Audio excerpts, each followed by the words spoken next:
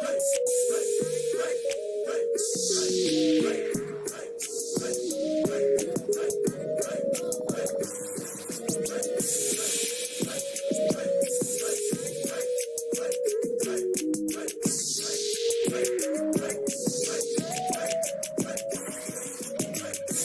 going on, guys? Welcome back to Pure EVil MMA. I'm your host, as always, Evil Eddie. And as you know, it's the start of a new year, and we are bringing on guests throughout the end of the year, to kind of review 2018. It was kind of a crazy year. I'm really hoping for a lot more to go down in 2019.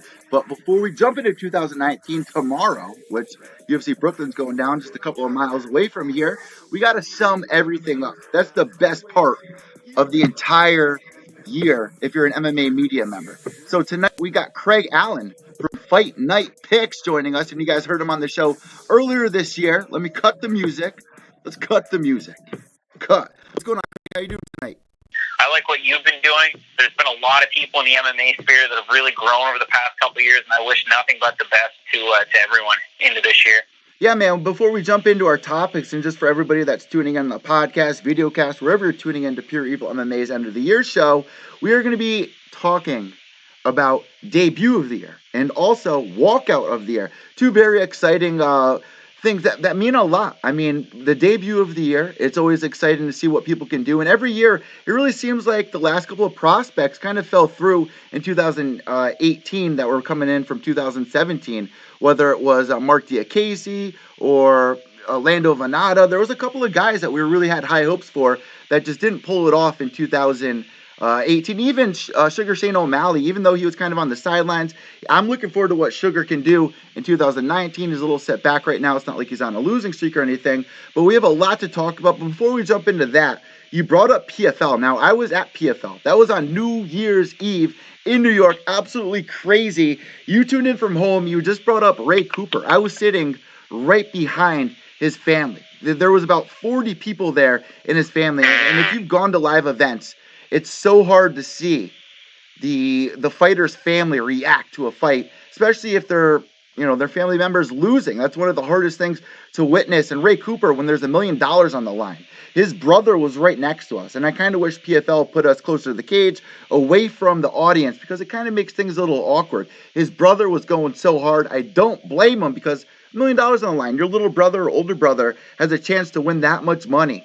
It could really cause a lot of tension. So it was really upsetting to see the family really upset and crushed after that. But PFL making things nice and refreshing here in 2018, moving into 2019 with a tournament style. What did you think throughout the year? Do you think that they're going to have another successful year? Because ESPN Plus, the UFC only going to have 4 fights on cable. You got ONE FC signed to cable. You got Bellator signed to cable. So, how do you think PFL is going to do this year? Looking forward to that or what? We're very fortunate fans up here in Canada, if you're paying attention to MMA right now, because the biggest question was with the ESPN Plus deal. I mean, they didn't talk about international. I know Marcel Dorf didn't know really what was going to happen internationally over in Europe.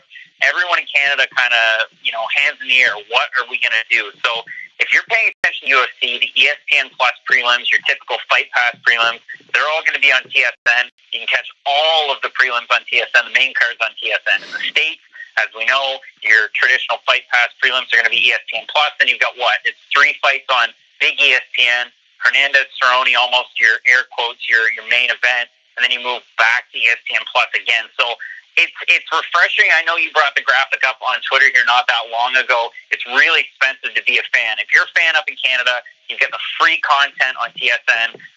You still got, obviously, your Bellator, some of them on Paramount. You can get the Zone as well. Here in Canada, you get the NFL if you pay for the Zone, so it's a good deal there. And if we're talking about PFL, a lot of Canadians, again, where can I watch PFL? And we're really fortunate, again, there, because if you're paying attention and following along at home, you can watch for free on Facebook, on the PFL Facebook page. If you're international, you can watch all the cards, the main card. You can watch the finale on New Year's Eve. You can watch that for free on Facebook. So it's a great deal if you're an international fan. If you're an American fan, it's going to cost you a little bit more, but we're laughing up here right now. Also, before we jump into any of our topics, they just released a new belt. What the belt looks like? Did you catch that? What are your thoughts there? Yeah, I mean, I posted a quick little tweet. I think I put it up on Instagram there too. I know she had it up on the screen. $850 for a replica. What a rip, eh? I mean, I thought it looked pretty good in the concept sketches, but when I saw Dana White carrying that belt around, it looked pretty Mickey Mouse. It looked like a WWE belt that you buy at Walmart for $20. It really does. But the one thing I really like about it, even though it kind of looks a little strange, it's different, maybe we'll grow into it, I like that every little aspect of it represents something between the dots, between the flags. Like, there's all these little things. I posted on my Instagram if you guys want to check it out, at Pure EVil MMA _. I don't know. It looks weird. It's a change, but it doesn't look as professional as the last belt that we had. But I understand that UFC wants to change things up in the ESPN era. ESPN's requesting them to change everything, really. Yeah, I mean, I don't want to sound like a huge homer, but what is it? I think the first 8 countries to win a belt were represented on there, and you've got the U.S. flag top left-hand corner, you've got the Canadian flag in the top right, so that's pretty cool. But like you said, I mean, everything represents something. If you defend, you get the same belt, but they change one of the the gems. I don't know if they put diamonds in it, but they change it to a ruby, so it's pretty cool. But other than that, yeah, it's pretty Mickey Mouse. All right, so let's jump into Walkout of the Year. And before we do that, I got to say, what makes Walkout of the Year? For me, it has to deal with what it means. When the song comes on, and you are, say for instance, you're 9, 10 years old, or even if you're 40 years old and it's your first time ever at a UFC event and you hear that music click on, is it going to give you the chills? What does it represent? Does it have anything to do with the fighter's storyline? Does it ring a bell? Or is it just kind of, an exciting song?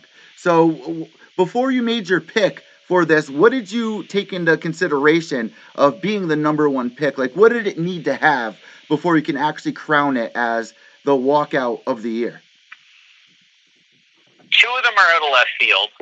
One of them I didn't cover on one of my year-end shows, and I caught a lot of flack for it, so I included it here. One of them was a huge homecoming fight. I think a lot of people agree that this one definitely needed to be mentioned. And the very last one I have was one, and you kind of brought it up, summed it up well. If we're talking in terms of momentum, in terms of significance, this walkout meant everything. And whether or not you like this fighter or not, and you'll come to realize, most people are probably figuring out who this is, but this walkout meant a lot, win or lose. So for me, it's kind of a culmination of a lot of things. If you look way back when, before I get into MMA, I was a big wrestling fan when I was in middle school.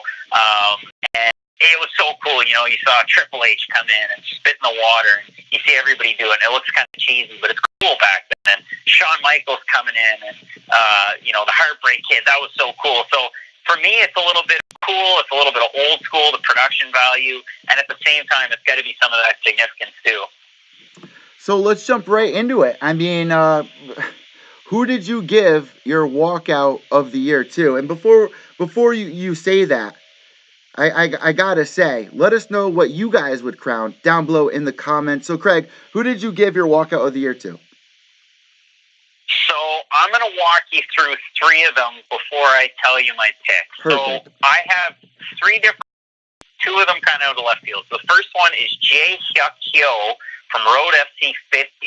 And I posted it up on Twitter. I think I may have tagged you in it a couple times. But he came out and sang Believer by Imagine Dragons. I thought it was kind of cool. And then if you go back and watch the fight, he got knocked out in about 32 seconds. So it didn't mean a whole lot in terms of significance, but it caught the attention of an international audience, and I think it was good for Road FC. So I threw that one in there.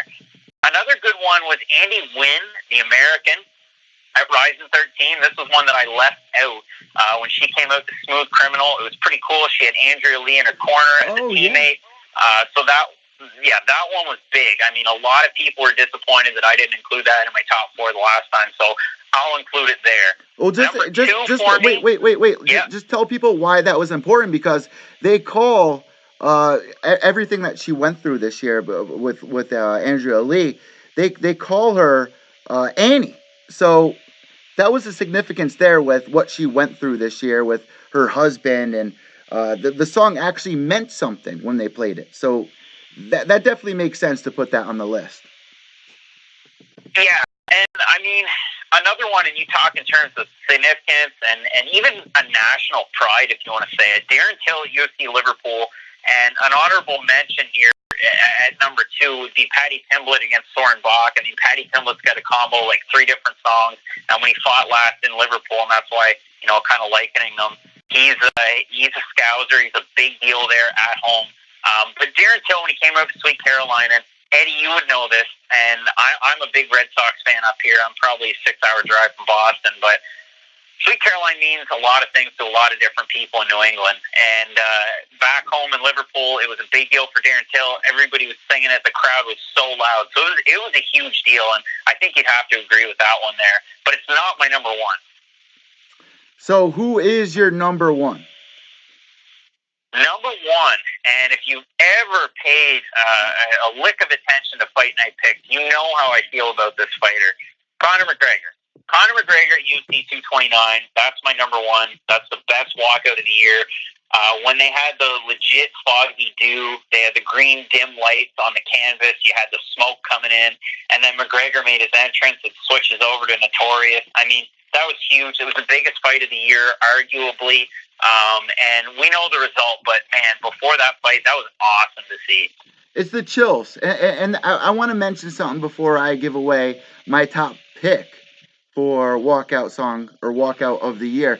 I like what you mentioned there for your top pick with Conor McGregor, because if there's something that I would like the UFC or any promotion to really bring back, it's what we saw at UFC 189 with Chad Mendes versus Conor McGregor, when they had Aaron Lewis sing out Chad Mendes, a live performance, and then you had Sinead O'Connor sing out Conor McGregor. It set the vibe so perfect. It made everything feel so much more important. It felt like they were going into a war. It felt like lives were going to change as soon as that bell rang. And it changed Conor McGregor's life. But I would like to see more of that. I don't know how expensive it is. It doesn't need to be every fight, just the main event. I think it would add a lot more emotion to the entire fight.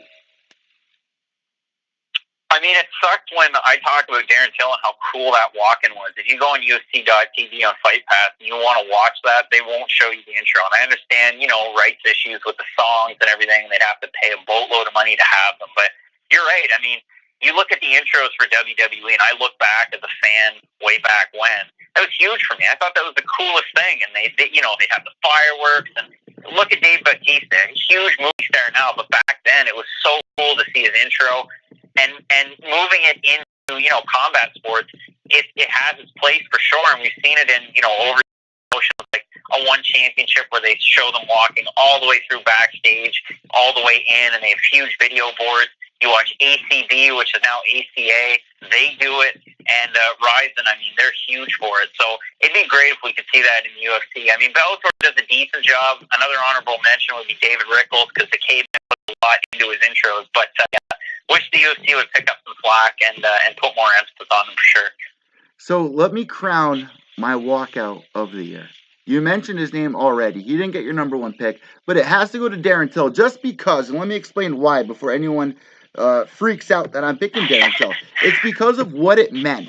I mean, Darren Till, he was coming off that win to Cowboy Cerrone, so everybody had their eyes on him. It was on Free Fox, so at the time, I was at my little brother's house. He was having like a big family party, and I forced everybody. I was like, listen, if I'm coming over, I have to watch the fight. I can't miss it. And if you guys remember, it was early in the afternoon here on the East Coast. So it was kind of weird to get ready for a fight that's not at nighttime.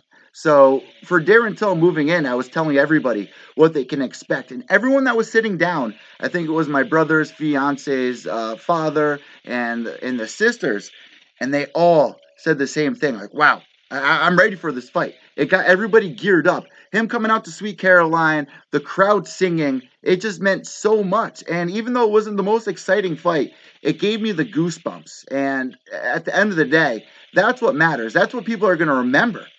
So my pick goes to Darren Till.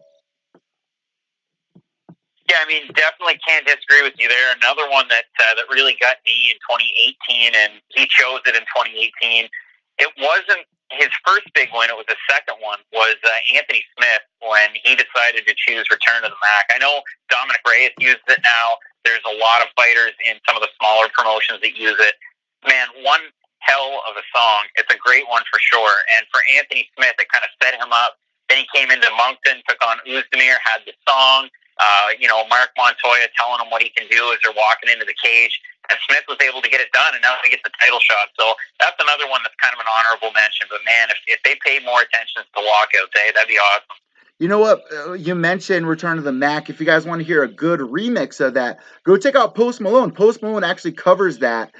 He actually did it at the it was filmed on Netflix for Seth Rogen and his girlfriend's comedy special, but it gave me the chills. That's a great song.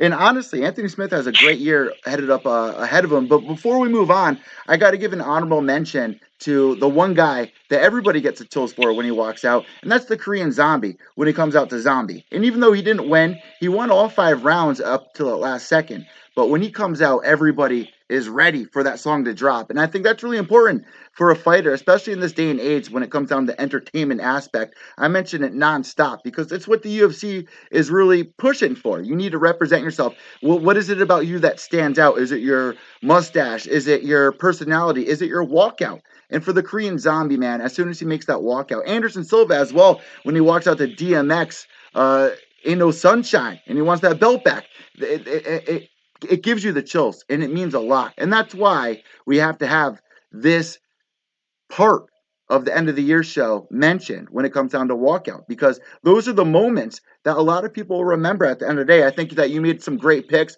I think Darren Till moving forward, he can't use that same walkout song. Maybe he can, but you're not going to get the same feeling. You know what I mean? So let us know what you guys think down below here in the comments. Who would you guys crown the walkout of the year? Moving forward, the next topic here is debut of the year. Now, before we discuss this, before we crown our debut of the year, what does it mean to you to crown somebody for debut of the year? What does it take to deserve that title? All 4 of the fighters that I chose are considered for debut of the year. All 4 of them able to get finishes in their first fight, and that was really important for me. You have to be able to kind of put down a statement that you're here, you want a belt. One of them said that they want to become, and that kind of gives it away, but wants to become the youngest champion in UFC history. So you kind of get that one right out the gate, but it has to mean something. You have to try and prove yourself on a big stage. And it's funny because we had a show last night, my brother and I, and we were talking about, maybe there's going to be a fighter that makes an impact on this card that we have coming up this weekend. And I don't really see it, but we saw it on a lot of the cards this past fall that the UFC had, especially the fight night cards, where there was a lot of regional talent, a lot of talent that, you or I or a really hardcore fan would recognize. And if one of those fighters is able to go on, make a UFC debut, make an impact, they can skyrocket into a great opportunity. So the 4 fighters I chose, they're really primed for good things in 2019. So who is it? Who are you giving it to? Because once you mention that they're going to be on this upcoming fight, I like that because people, it's relevant. People can see them coming up, and that fight for this fighter that you chose means a lot for their career in 2019. Whether they're going to sink or swim, really. So I've got Macy Barber on my list. She's not my number 1. She had a great year. Not even in the UFC. In LFA, she won 2 big fights, had 2 finishes. She was able to get a 3rd round finish in Dana White's Tuesday Night Contender Series, and then the big win over Hannah Cipers at that Denver card that you had mentioned, Korean Zombie and Yari Rodriguez. So Macy Barber wants to become the youngest UFC champion in history. She's only 20 years old. I think she has a decent shot at strawweight to do that. Also on my list, I have Gary Tonin, went 3-0 in 2018. All 3 of them finishes. He hasn't really relied on his BJJ, which is really interesting to watch certain fighters that have been coming up, like a Kayla Harrison, where she doesn't want to rely on her judo. We've seen it a lot with certain heavyweight fighters where they might have a wrestling pedigree, but they want to work on the striking.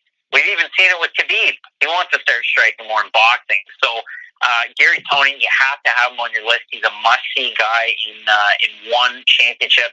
And I had a chance to speak with him here recently on Fight Night Picks, but I know Michael Fidel also has a great article that just came out with Body Lock MMA, so be sure to check that one out.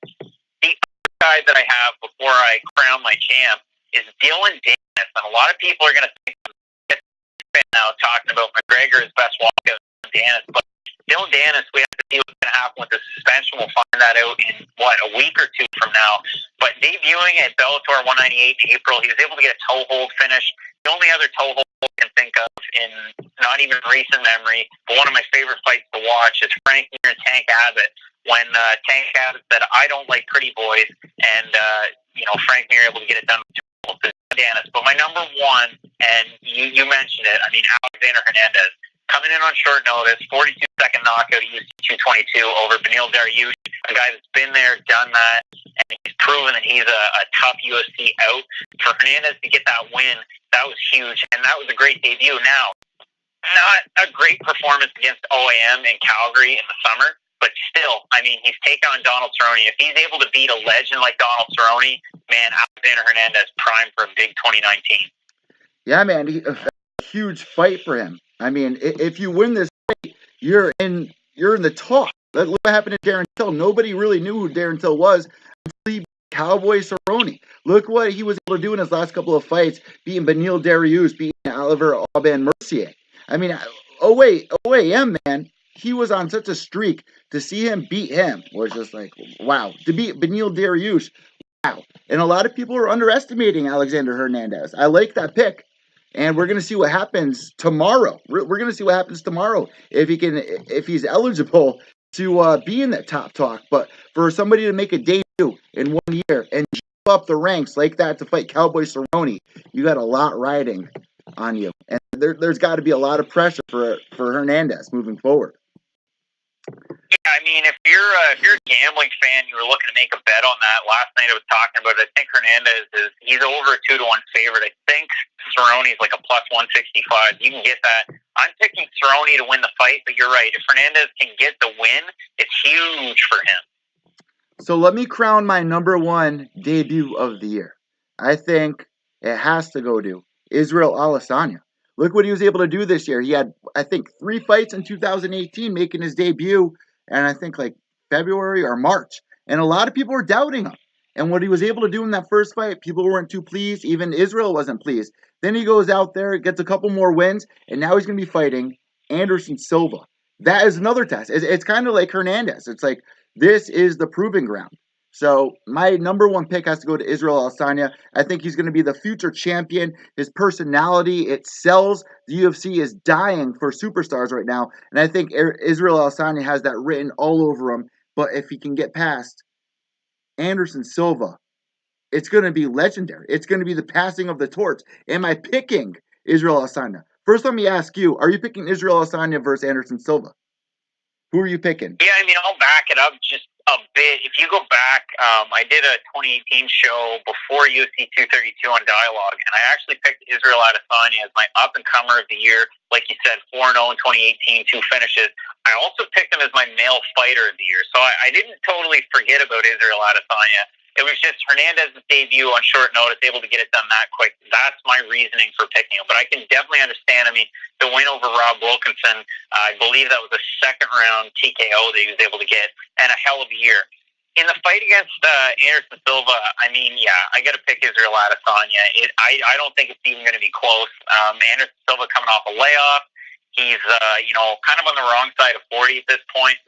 You never want to count him out, and his jiu-jitsu could be, next level. That could be what he's working on. I'm not in his camp, so I couldn't tell you, but I'm really looking forward to the fight, and I'm going to be picking Adesanya in that one. Yeah, I'm looking forward to it just because is this what it's going to take for Anderson Silva to get motivated and show everybody that he still is a top contender, that these guys that are coming up don't deserve a spot. They don't deserve a chance. Look at what just happened to Donald Cowboy Cerrone going in against Mike Perry. He was kind of, he was like, what the hell is this? I deserve better opponents than this guy. And he goes in there, he submits him. So I think this might motivate Anderson Silva.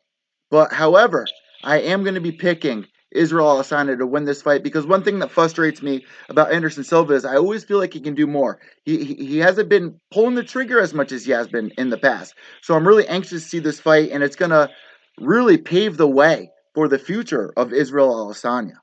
So let me know what you guys think down below. Do you agree with me and Craig's picks for the walkout of the year and debut of the year? Before we end the show, Craig, what do you got planned in the next couple of weeks here? I mean, are you going to be covering tomorrow's fights? And are you going to be doing a live fight companion? Because I've been seeing you do that lately.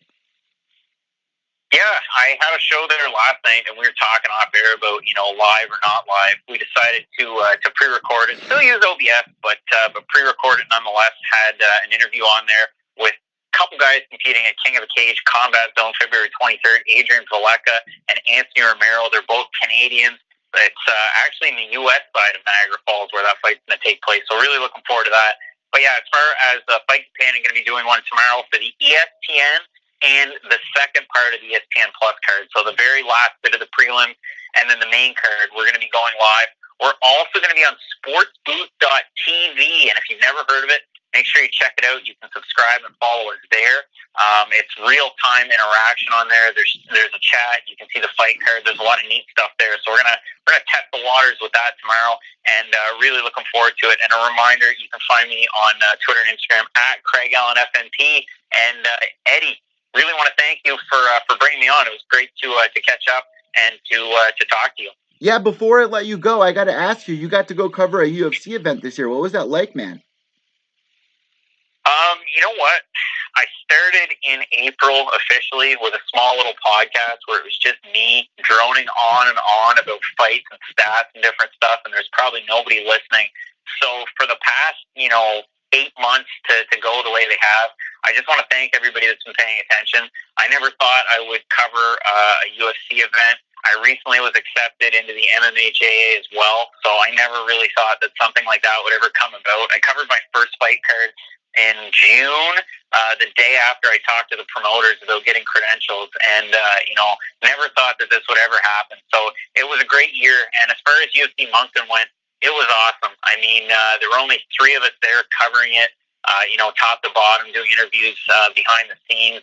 So it was pretty special for sure, and it was really special because to my knowledge, there are a few different people in New Brunswick covering it, but there wasn't a whole lot of attention. So I had a bit of a promo video that came out. I jumped in the Atlantic Ocean in October and grabbed a lobster out of the water. I did some different stuff. So looking forward to doing some more fun stuff in 2019, and hopefully the UFC can come back up our way. Maybe another Boston card, something like that. Yeah, man, I actually saw that video that you did where you were kind of giving everybody a tour of that area. I thought that was pretty cool. You're kind of switching it up, doing something that we really haven't seen before, and I think that was really special. So keep up the hard work. I want to thank you so much for joining me once again here on Pure EVil MMA, and we got so much to look forward to. So, guys, make sure to go follow Craig. Craig, where can everybody find you on Twitter and Instagram once again? At Craig Allen FNP, Twitter and Instagram, and you can follow the old company page at Fight Night Picks on Twitter. And like you said, there's going to be some different content out tomorrow, so be sure to follow along. And thanks again, Eddie. And for people that are listening to the podcast, they didn't tune into the video cast, where can they find your podcast? What do they got to type in to subscribe to your channel? Easy as it gets, man. Everything's it's all Fight Night Picks. You can find us on YouTube. You can find us iTunes, Stitcher. Same as you. It's wherever you can find a podcast, we're on there. And website as well, fightnightpicks.net. There's articles, there's the podcast, there's the YouTube stuff. And the shop went down for a little bit. There were some issues on WordPress, but I'm working to get it back up. There's some shirts here too. They're pretty cool. And for those of you guys out there that are tuning into Pure EVil MMA week after week, you probably see me wearing a Fight Night Pick shirt. We got to thank Craig for sending me that care package. I got stickers all over the studio of Fight Night Picks. Also, that t-shirt, man, it's super comfortable. I like to wear that all the time. You guys probably see me wearing it all the time here on the podcast. So, got to represent my boy. So, thank you so much, Craig. Enjoy the rest of your night, and I'll talk to you tomorrow. We'll be tweeting all night for these upcoming fights tomorrow. Appreciate it, man. Really looking forward to it. All right, man. Have a good night, and God bless. See you later. There you guys go. Craig Allen, Fight Night Picks. I'm Eve Letty from Pure EVil MMA. Subscribe down below here on YouTube, iTunes, Spotify, Podbean, Stitcher, Player FM, wherever you're listening to this, wherever you're hearing this. Follow me on Twitter at evil_echo. That's EVIL_ECCO. Also on Instagram at Pure Evil MMA_. We don't just do the podcast, guys. We do vlogs. We do fight companions where I actually travel to events. I show you guys what it's like to be a media member. I bring you on the train. I bring you to the media walk-in. I just did it for PFL 11. Go check it out on the YouTube channel at Pure Evil MMA, youtube.com/Pure Evil MMA. I'm Eve Letty from Pure Evil MMA. And guys, white knuckles to the end. And remember, without evil, there's no purity. Behave yourselves.